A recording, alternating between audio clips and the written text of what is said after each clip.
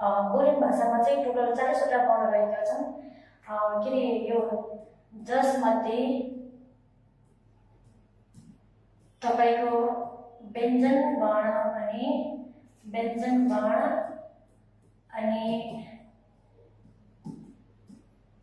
स्वर वर्ण गरी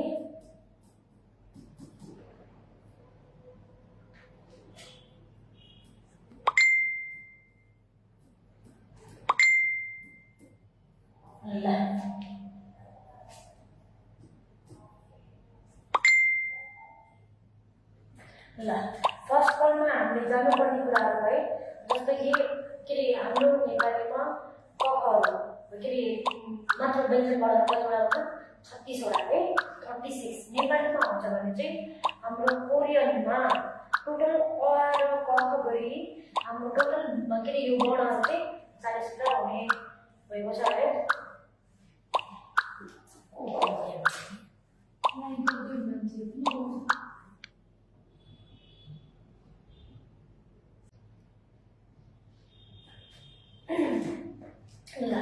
अब यो 40 वटा वर्णहरू मध्ये चाहिँ हामीहरूले के रे यो जानै पर्ने कुराहरू हुन्छ है। अब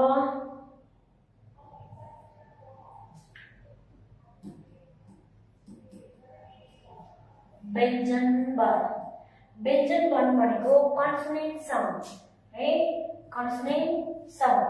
अब टोटल तपाईको कन्सोनेन्ट साउन्ड चाहिँ कतिवटा रहेको छ भने व्यञ्जन वर्ण चाहिँ हाम्रो 19 वटा छ है। अनि तपाईको 2 नम्बरमा हजुरको स्वर वर्ण चाहिँ हजुरको कतिवटा हुन्छ 21 है, 21 वटा। र अब यो दुई व्यञ्जन र स्वर वर्ण चाहिँ दुईटोको हाम्रो अलग अलग विभाजन हुने गर्छ, जसमध्ये तपाईको एकल व्यञ्जन वर्ण अनि मिश्रित व्यञ्जन वर्ण अनि त्यसपछि एकल स्वर वर्ण मिश्रित स्वर वर्ण भन्ने हुन्छ है। फर्स्टमा हामीले व्यञ्जन वर्ण सिक्ने